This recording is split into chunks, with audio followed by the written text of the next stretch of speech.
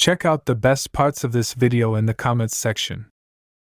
Alhamdulillah wa salatu wa salam ala rasulillah wa ala alihi wa sahbihi ajma'in. Amma ba'd, fa'auzu billahi minash shaitanir rajim. Bismillahir rahmanir rahim.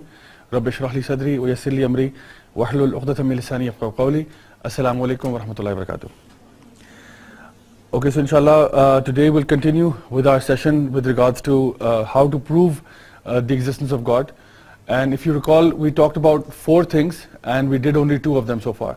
So we talked about, the first one was that there is a fitra argument.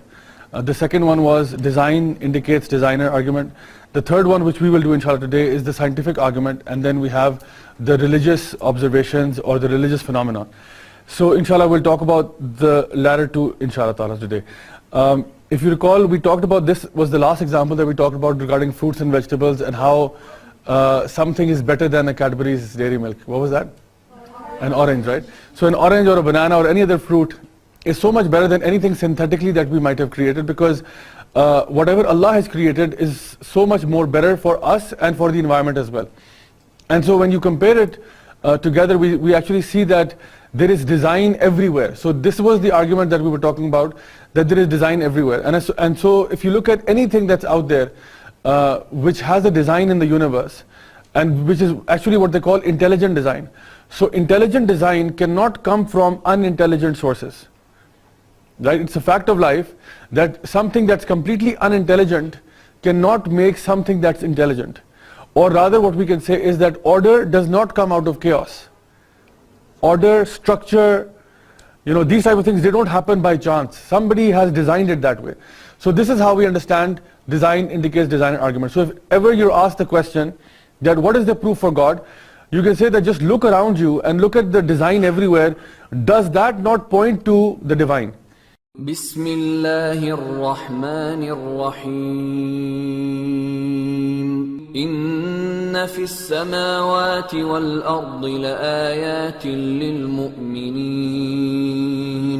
وفي خلقكم وما يبث من دابة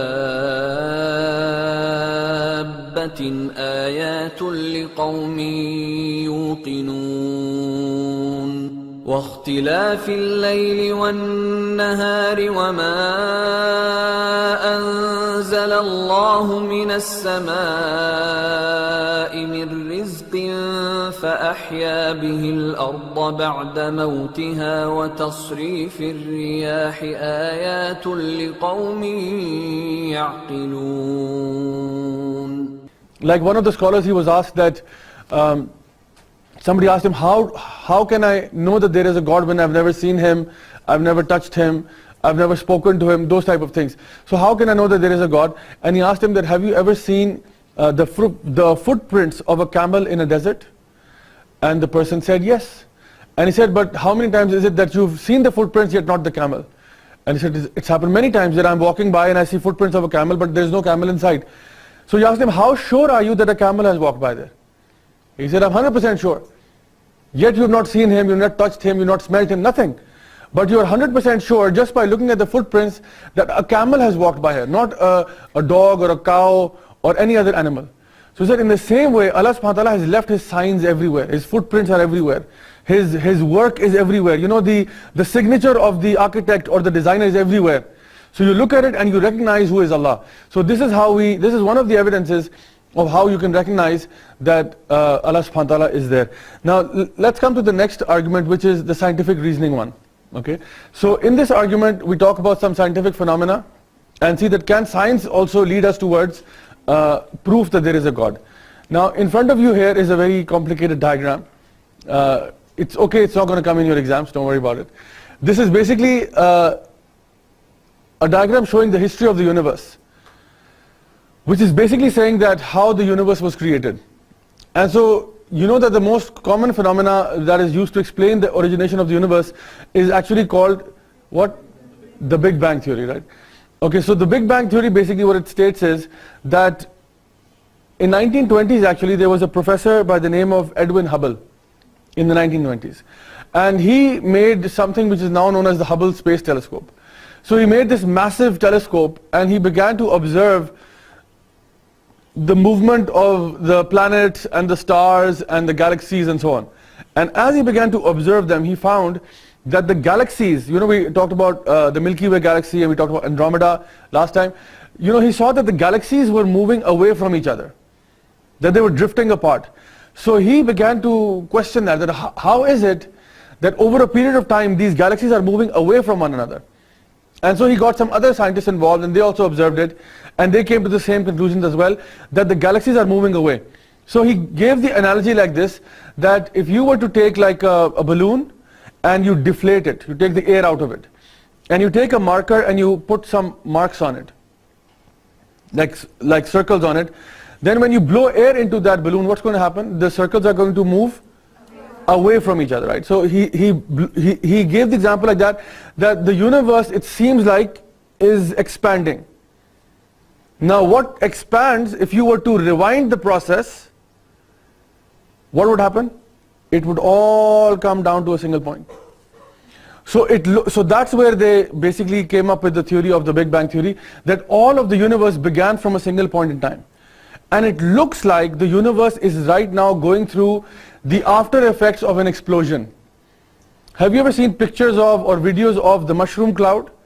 When they drop the bomb on Hiroshima, Nagasaki, and every time they do an atomic blast somewhere, what happens? There is a huge cloud that forms up, and that cloud basically is the result of an explosion, and the explosion sends mass upwards and outwards. So it's like it bubbles like that. And so this is exactly what the universe is experiencing right now. When we woke up on planet Earth, we saw that we were already part of that blast. We were already moving away from everything else. So we thought about it that, look, hang on a second, if we are moving upwards and outwards, what if we were to rewind the process? Then rationally and logically, the universe began from a single point in time, where t was equal to 0. Let me see if I can. Okay, so imagine that this is a graph here, and so we can say that this is the point where t is equal to 0, right? When time was 0. And so what happened from this point? At this point, that's what they say is where the world began to exist. The explosion happened. Before this time, before this area, we don't know anything about this time. This is a big fat question mark. What happened before this time? But after this point, we know that there was what we can say, that the universe began to exist and things began to go into motion.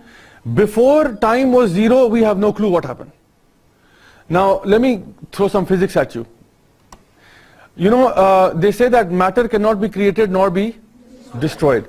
So which basically means that if there is a pen, I can neither create it from nothing nor can I destroy it completely. But you might say, yes, you can. If you burn it, if you incinerate it, you will have destroyed it. No, that's not destruction of matter. That is simply changing the state of matter. I've basically made it from solid to liquid and then liquid to gas. That's all I've done. So the matter in this universe never changes. It's always the same amount of matter. And so it's a law of physics that you cannot create matter from nothing. It's not that I can, hold my hands like this, look guys, I have nothing, and gold. I create gold out of thin air. I can't do that, right? I have to have materials to create materials. So that's the first law. That's one of the law of the conservation of matter. So you cannot create matter out of thin air. But now the problem with the Big Bang theory that the scientists are baffled with is that how did this ball of mass get there in the first place? Because that's what they say. They say that there was a ball of mass of limited mass, because we know that the mass is constant, so we can measure the mass if we were able to. I don't know how much that would be, but still it's limited mass. Volume is a question mark. It was we cannot identify how big the whole ball was. We don't know about that. But volume we don't know. Mass, yes, limited mass, because that's the mass of the universe right now. And so this ball exploded, and then whatever we have, we have. So this is based upon what we call deductive reasoning. We have deduced it based upon the evidence we have right now. And so right now they say that the universe is expanding, and the expansion of the universe is a fact right now. That our universe is constantly expanding. It's like air is being blown into it, and so it's constantly moving through a vacuum. So the planets and the stars, for the billions upon billions and trillions of years, they have been constantly moving away from each other. So if you rewind the whole process back, you come back to that single ball of mass. Now the question is, where did that ball come from? Because we know that matter cannot be created nor destroyed, so where did it come from? And why did it explode all of a sudden? Because it is not part of our nature, or it's not part of physics, that we have random things exploding for no reason. Somebody has to have lit the fuse, somebody has to have pulled the trigger, as they say, or somebody has to have gotten the ball rolling. Somebody has to have done that, because things just don't happen automatically. So before t is equal to 0, the scientists themselves will say, we don't know. And you know, most of the scientists out there are not atheists. Most of the scientists are actually those who do believe in God.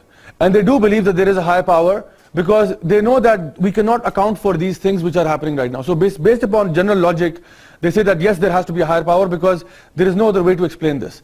And so you look at it from another perspective, like for example, I would say that if you say that the universe started from a single point in time, and we don't know where the ball of mass came from, is it possible to say that some being created it? For example, the only 3 options for the creation of the universe that you can possibly come up with, and there is no fourth, is that either the ball of mass came from nothing.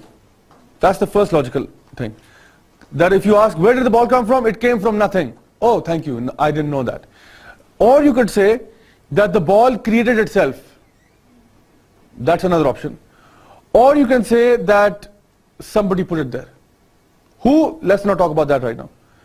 So either it came from nothing, or it created itself, or it was put there by some being. Right? So if you look at the first option, it came from nothing. We know in physics that nothing comes out of nothing. If there is nothing, you cannot create something out of nothing. It's just impossible. So the first option is gone straight away. It came from nothing, it just doesn't work like that.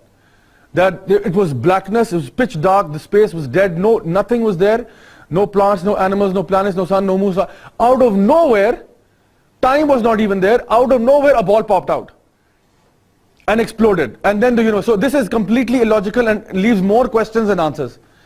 Number 2 is it created itself. Now that is a logical impossibility. You cannot be born and not born at the same time. You know, if you say that my mother gave birth to herself, that's logically impossible.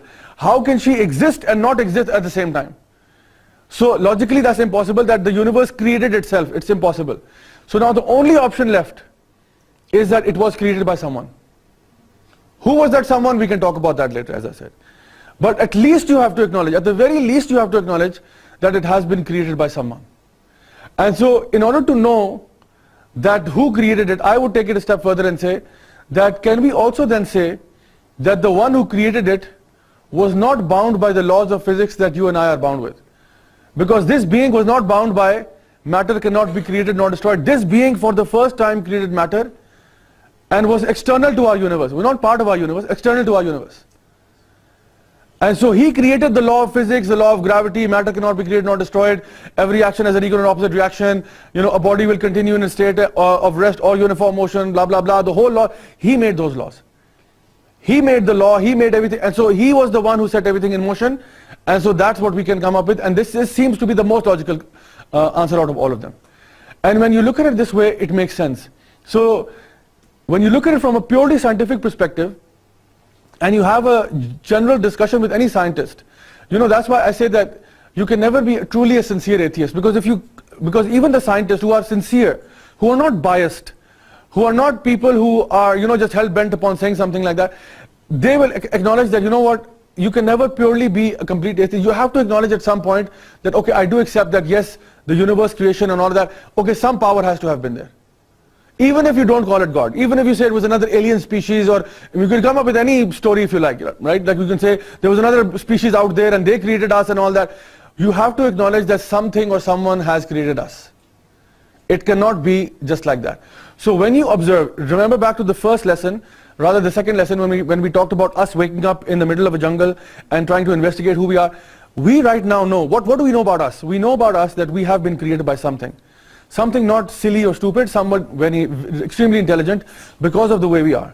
And then looking at the universe, looking at the plants, animals, all of these things, we can come up with more attributes of the one who created us. The following are some facts found in the Quran. Number 1. Origin of life. Water is essential for all living things. We all know that water is vital to life, but the Quran makes a very unusual claim.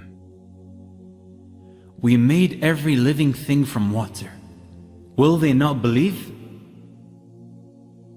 In this verse, water is pointed out as the origin of all life. All living things are made of cells. We now know that cells are mostly made up of water. For example, 80% of the cytoplasm, basic cell material, of a standard animal cell is described as water in biology textbooks. The fact that living things consist mostly of water was discovered only after the invention of the microscope. In the deserts of Arabia, the last thing someone would have guessed is that all life came from water. Number 2. Iron. Iron is not natural to the earth. It did not form on the earth but came down to earth from outer space. This may sound strange, but it's true. Scientists have found that billions of years ago, the earth was struck by meteorites. These meteorites were carrying iron from distant stars, which had exploded. The Quran says the following on the origin of iron. We sent down iron with its great inherent strength and its many benefits for humankind. God uses the words sent down for iron. It is clear from the verse that iron is not an earthly material, but was sent down for the benefit of humanity. The fact that iron came down to earth from outer space is something which could not be known by the primitive science of the 7th century. Number 3. Sky's protection. The sky plays a crucial role in protecting the earth. The sky protects the earth from the lethal rays of the sun. If the sky did not exist, then the sun's radiation would have killed off all life on earth. It also acts like a blanket wrapped around earth to protect it from the freezing cold of space.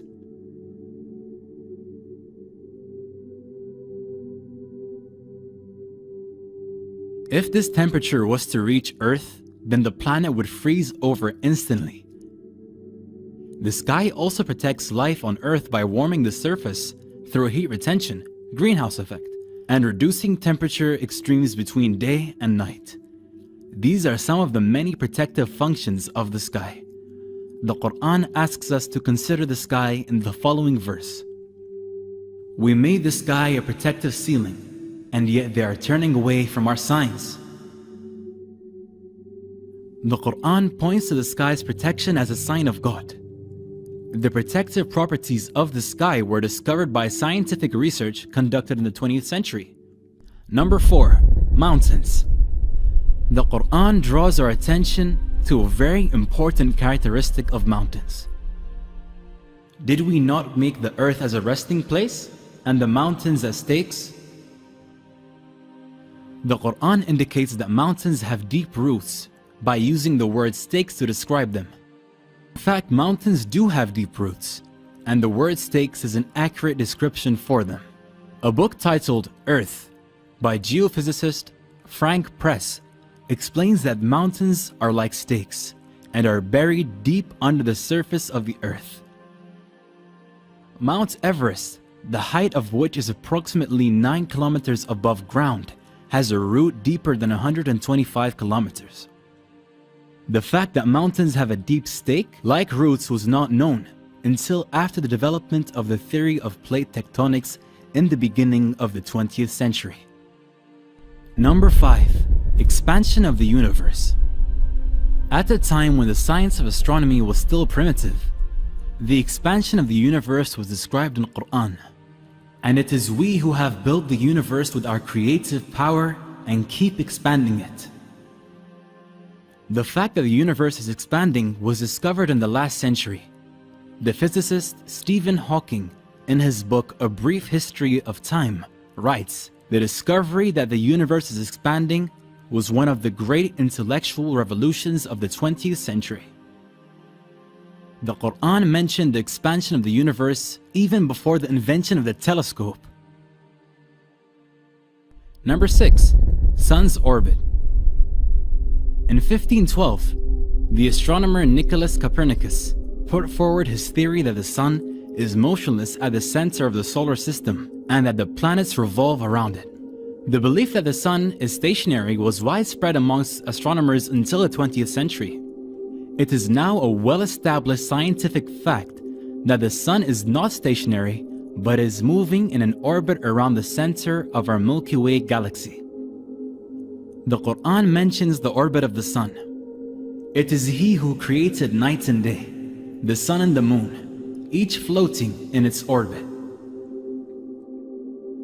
The Quran would have been wrong according to astronomers just a couple of decades ago, but we now know that the Quranic account of the sun's motion is consistent with modern astronomy. Number 7. The ocean. The Quran uses imagery to convey its deep meanings. Here it describes the state of the unbelievers as darkness out in a deep ocean, which is covered by waves, above which are waves, above which are clouds, layers of darkness, one upon the other. When one puts out his hand therein, he can hardly see it. Those God gives no light to, they have no light. It is commonly thought that waves only occur on the surface of the ocean. However, oceanographers have discovered that there are internal waves that take place below the surface of the ocean. These waves are invisible to the human eye and can only be detected by specialist equipment. The Quran mentions darkness in a deep ocean above which are waves, then clouds above that. This description is not only remarkable because it describes the internal waves in the ocean, but also because it describes darkness deep in the ocean. A human being can dive no more than 70 meters without breathing equipment. Light is present at that depth, but if we go down 1,000 meters, it is completely dark. 1,400 years ago, there were no submarines or specialist equipment to discover internal waves or the darkness deep inside the oceans. Number 8. Lying and movement. There was a cruel, oppressive tribal leader named Abu Jahl, who lived during the time of Prophet Muhammad, peace be upon him. God revealed a verse of the Quran to warn him. No, indeed, if he does not stop, we will seize him by the forehead, his lying, sinful forehead. God does not call this person a liar, but calls his forehead, the front part of the brain, lying and sinful, and warns him to stop. This verse is significant for two reasons. The first is that the front part of our brain is responsible for voluntary movement. This is known as the frontal lobe. A book titled Essentials of Anatomy and Physiology, which includes the results of research on the functions of this area, states, the motivation and the foresight to plan and initiate movements occur in the anterior portion of the frontal lobes, the prefrontal area. The part of the brain that is responsible for movement is said to be seized if the man does not stop. Secondly, numerous studies have shown that this same region, frontal lobe, is responsible for the lying function of the brain. One such study at the University of Pennsylvania, in which volunteers were asked questions during a computerized interrogation, it was found that when the volunteers were lying, there was significantly increased activity in the prefrontal and premotor cortices frontal lobe region. The front part of the brain is responsible for movement and lying. The Quran links movement and lying to this area. These functions of the frontal lobe were discovered with medical imaging equipment, which was developed in the 20th century. Number 9. Pain receptors. For a long time, it was thought that the sense of feeling and pain was dependent on the brain. However, it has been discovered that there are pain receptors present in the skin. Without these pain receptors, a person would not be able to feel pain. Consider the following verse on pain. We shall send those who reject our revelations to the hellfire. When their skins have been burned away, we shall replace them with new ones so that they may continue to feel the pain. God is almighty, all-wise. God tells the people who reject His message that when they are in hell and their skins are burnt off, so they can't feel any pain, He will give them new skins so that they continue to feel the pain. The Quran makes it clear that pain is dependent upon the skin.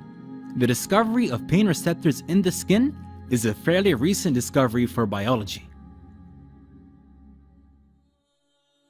These are just some of the many facts found in the Quran.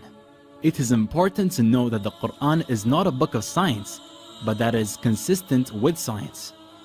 To claim that scientific facts in the Quran are due to coincidence would be irrational. The best explanation is that God revealed this knowledge to the Prophet Muhammad. Just like the Quran contains knowledge about the natural world, it also contains information about the inner dimensions of our souls. It relates to our feelings, wants, and needs. The Quran informs us that we have a purpose in life, and that following God's guidance will lead us to an inner peace in this life and paradise in the hereafter, and that rejection of His message will lead to depression in this life and hellfire after death. We shall show them our signs in the universe and within themselves, until it becomes clear to them that this is the truth. Is it not enough that your Lord is the witness of all things?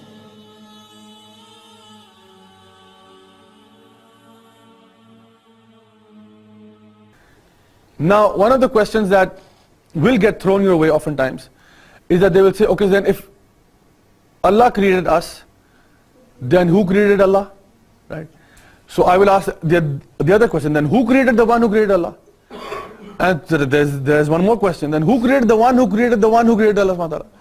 And then I will ask the next question, and then who created the one who created the one who created? And so this will go on up till infinity.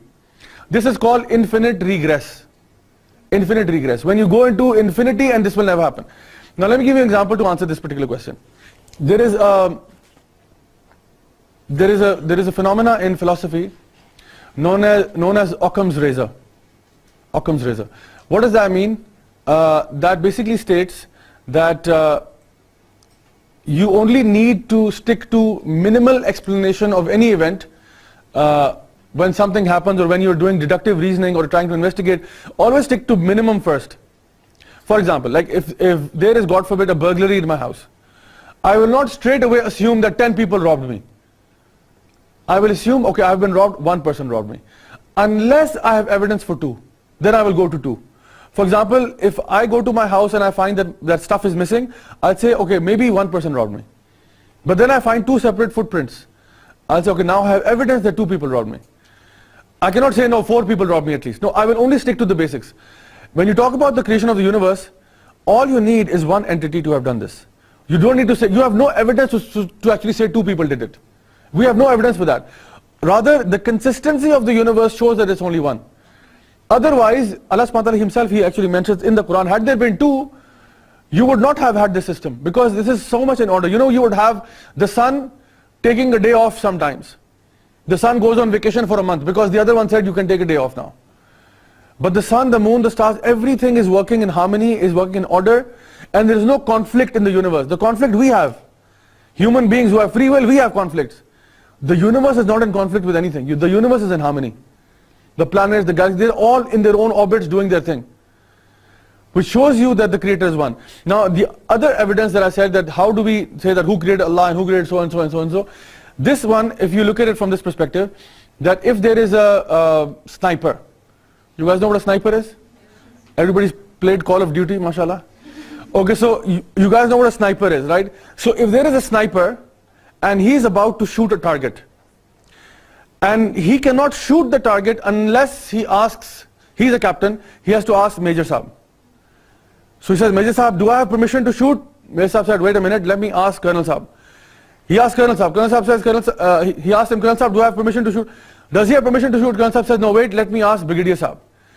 Brigadier Saab is asked the question, Brigadier Saab says, wait a minute, let me ask General Saab. General Saab is asked the question, General Saab says, wait a minute, let me ask my wife.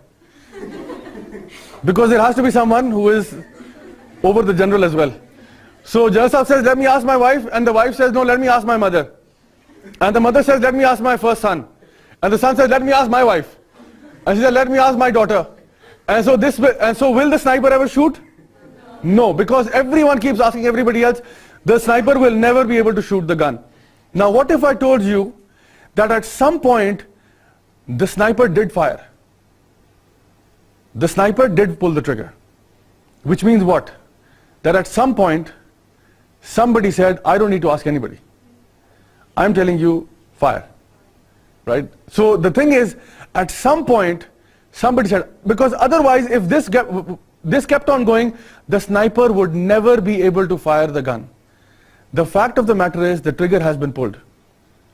The universe is right here. So this infinite regress, who created him, you can keep debating this all day long, but the thing is, the universe is right here. The Big Bang did take place. The universe was set into motion. So at some point, someone said, I don't need to ask anybody. And that is Allah. There are angels, Allah has various beings out there. There are jinns, there are insan, all of these things. And even the heavens and the earth are all slaves of Allah subhanahu wa ta'ala. But Allah does not need to take permission from anybody else. Allah is the one who said, that's it, fire. And so it happened. Because this debate would be effective if there was no universe. Then we would say, okay, then who created him, And so we're like, yeah, so therefore the universe cannot be born. But the fact of the matter is the universe is here. Which means that at some point, even if you try to go for that infinite regress theory, at some point you have to say, no, somebody had to have said, I don't need to ask anyone, that's how it will be. Kun fayakun. He said be and it was done. That's it. Simple, straightforward. So now what is happening in Allah's world, what is happening in that universe, what's happening over there, we do not know. We do not know what's going on, we do not know how it's happening. Because your imagination, your mind can only take you so far. One of the biggest mistakes that people make is that they think that they are completely able to comprehend all things. So what's happening, yani before t is equal to 0, Allah subhanahu wa ta'ala told us simple things, this is how it is, and it completely makes sense with the scientific evidence we have right now. It's not very complicated because really we cannot understand even that level of complication. Let me give you an example. You guys, all of you are strong, right? All of you have strength? Yes? Are you sure? Are you sure? You guys can lift a pen? Possible? It's not very difficult. Can you guys lift a basket that's on the floor? Can you guys lift a basketball? Can you guys lift, there's a 18-wheel truck parked outside. Can you guys lift that? You can try. But you might not be able to lift an 18-wheel truck which is dumping, I don't know, bajri and all that stuff outside.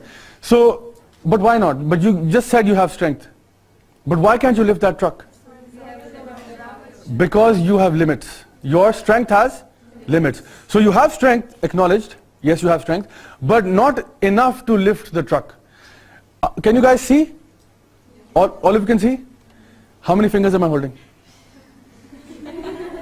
Okay, all of you can see. Okay, so can you see what's behind this wall? So you can see, right? But what's the problem? Why can't you see behind this wall? Because your eyesight has limits. You guys can hear? You can hear me right now? What's happening in AB2? Right now we're in the library. What's happening in academic block 2? In classroom 110? What's happening over there? What's the teacher saying? You guys don't know. Why not? Because your ears have limits. You guys can think? Are you sure? The thing is, even your brain has limits. You can think, I completely agree. But even your capacity to think has limits. That too is bound by certain limits. Don't think, the biggest mistake that philosophers make is that they think that I can think of everything. I can think like, subhanAllah, the creator of the heavens and the earth. You can't. You can't. Because the thing is, his knowledge is complete. There is a hadith we know of where the Prophet ﷺ mentioned that when Musa and Khizr, alayhi salam, both of them went on a boat. And Musa alayhi salam is a prophet of Allah. And Khizr alayhi salam was appointed by Allah subhanahu wa ta'ala for certain tasks. And so both of them are getting direct knowledge from Allah subhanahu wa ta'ala. They are getting knowledge from Allah. And both of them were the two most knowledgeable people on the earth at that time. No one knew more than them because they're getting revelation. We study from books, they were getting revelation from the Creator himself. And so as they went on top of the boat, Khizr alayhi salam told Musa alayhi salam that, do you see that bird on the edge of the boat? He said, yes. He said, do you see that it's dipping its beak in the water and taking a drop out of it. And so as it takes a drop, some of the water is left on its beak. And then it slips over because the beak is very slippery and it slips over. He says the amount of water that is left on the beak right now, that's your knowledge and my knowledge combined compared to the knowledge of Allah, which is like the ocean. So the two most knowledgeable academic intellectuals of their time are saying that our knowledge combined is like that drop that slipped over, and the stuff that's left behind, it's like hardly anything. 0.000001 milliliter of water maybe. That much is our knowledge combined compared to the ocean that is with Allah subhanahu wa ta'ala. Bismillahir Rahmanir Rahim. Qul huwa Allahu ahad, Allahus samad, lam yalid wa lam yulad, wa lam yakul lahu kufuwan ahad. So the first thing you have to acknowledge as you study is that Allah has told us many things in the Quran, how the universe came into being. Allah subhanahu wa ta'ala even mentions about the Big Bang, that we asked the heavens and the earth whether you have to split, either do it willingly or unwillingly. So they said, Ya Allah, we will do it willingly. And so they obeyed Allah and they split up. And Allah subhanahu wa ta'ala says, we rent them asunder, like we exploded them together. Like we gave them a massive explosion, and then so from that point, and Allah subhanahu wa ta'ala even mentions that this is the universe we have created, and surely we are the one who are expanding it. We are the ones who are constantly making it expand. So all of these things are even mentioned in the Quran. And then to also mention, Allah subhanahu wa ta'ala even mentions this argument, that do you think you created the earth? Do you think this came from nowhere? Do you think the universe created itself? Or do you think someone created it? This is known as the Kalam argument, by the way. And Imam al-Ghazali, he wrote extensively about it. That Allah subhanahu wa ta'ala, he mentions these three things in the Quran itself. That do you think that it came from nothing? Do you think that it created itself? Or do you think does it have a creator? And you know, even if you have half a logical mind, you come to the realization that yes, the universe has been created. So I'm telling you that even from a scientific perspective, you can come to the same conclusion that the universe has been created, and the creator is none other than the one creator who is all-powerful, almighty. Okay, let's come to the next argument, which is now called the religious phenomena and observation. Now this one is quite interesting. Inshallah, you'll find out very soon. You find that in different religions across the world, the concept of Tawheed has been there all throughout. For example, in Islam, we have Qul Huwallahu Ahad, say He is Allah, the one and only. In Christianity and Judaism, we have this line that here, O Israel, the Lord, our Lord is one Lord. And even in the 10 Commandments, it is mentioned that you will not have any other gods besides Him. Literally, La ilaha illallah. And so in Hinduism, it is He is one without a second. And in Sikhism, it's the similar. There exists but one God who is called the true, the creator. Even with the Parsis, He is one, He is without an origin or end. He has no father or mother, wife or son. Now the thing is, and even if you look at from ancient civilizations like the Zulus or the Aztecs or the Mayans or the Aborigines, you find that all of these nations at some point have believed in one God. And later on they came up with 2, 3, 4, 5, 7,000, whatever. Sometimes it just became like that. But you do find traces of monotheism in all faiths. How much they practice monotheism is something else. Monotheism is worshipping one God. Monotheist, you only worship one. Polytheist is when you worship multiple gods. So the thing is that you have had monotheism across different things. And so Allah subhanahu wa ta'ala, He mentions in the Quran as well that to every nation we have sent a messenger. وَلَقَدْ بَعَثْنَا فِي كُلِّ أُمَّةٍ. On every nation we have sent a messenger. Saying what? إِنْ يَعْبُدُوا اللَّهَ وَاجْتَنِبُوا الطَّاغُوتَ. Saying that you should worship one God and leave all false deities. Leave all false gods. So on every nation Allah subhanahu wa ta'ala has sent a messenger. When I was growing up, I think I was in O-levels, I had a poster of a Native American chief, what you call a Red Indian chief, in my room. And I don't know where I got it from, but it was on one of my cupboards, and the picture was, I wasn't religious, I wasn't very practicing at all, but I liked that image for several reasons. One of the reasons was obviously that chief looked very awesome with the whole headgear, the whole thing that they wear.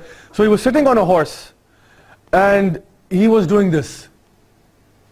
And I always thought that he was making dua to Allah subhanahu wa ta'ala.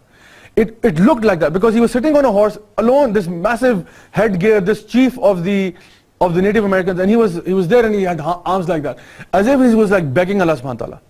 And you know, when I later on, many years later, when I read the hadith of the Prophet sallallahu alaihi wasallam, that sometimes the Prophet sallallahu alaihi wasallam would make dua like this, to the point that the Sahaba said we could see his underarms. He would raise his arms so high we could see his underarms. Not like this. Sometimes he would make dua with his arms so high, like literally begging Allah subhanahu wa ta'ala. And when I saw that image in my childhood, I would always connect to that image somehow.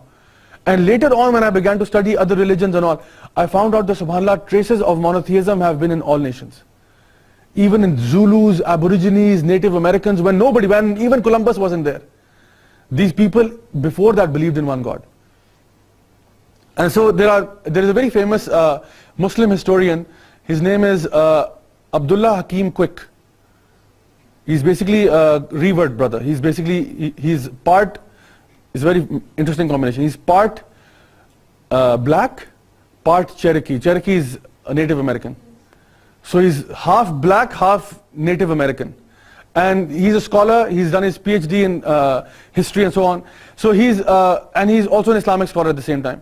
So he's done this extensive study on different tribes around the world and how all of them have been worshipping God way before the modern world or the civilized world came to them. And then made them corrupt their beliefs and so on.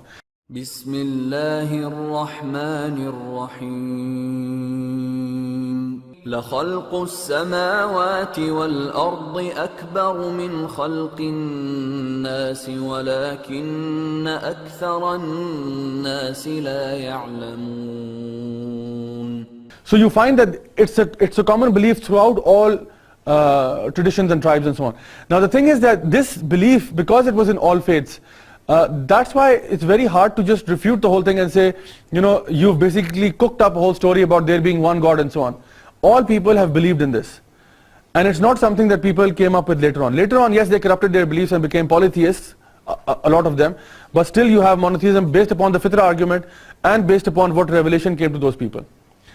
Also we find that there are other things, for example, acceptance of prayers, things that kind of incline us towards Allah, acceptance, when we make dua and our duas get accepted, practical implications, miracles that are common between us, the Jews and the Christians, prophets that are common between us, the Jews and the Christians. You know, these stories, you cannot possibly cook up these stories because you have the story of Musa, the story of Ibrahim, Ishaq, Yaqub, Yusuf, you know, all of these amazing, Adam alayhi salam, Eve, Amma Hawa, all of these stories are common between us all. And so some of them might differ slightly. For example, the version that we have now is the one that's the ultimate. The previous versions, they might have some distortions. For example, in the biblical text you find that the prophets are known to sin as well. We believe that prophets are not sinners. They are people who are, they can make mistakes or what we call errors in judgment, but not sins. You will not find a messenger of Allah doing zina or consuming alcohol, but you will find that in the Bible. That Prophet Dawood did this, Na'udhu Billah, or other prophets did that. We do not believe into that and we do not accept it either. That our prophets would do things like that. Okay, so Jazakumullah khairan to all of you. May Allah subhanahu wa ta'ala enable us to benefit from whatever we study and to apply it into our lives. Subhanakallahumma wa bihamdik, ashhadu an la ilaha illa ant, astaghfiruka wa atubu ilayk. Wassalamu alaikum wa rahmatullahi wa barakatuh.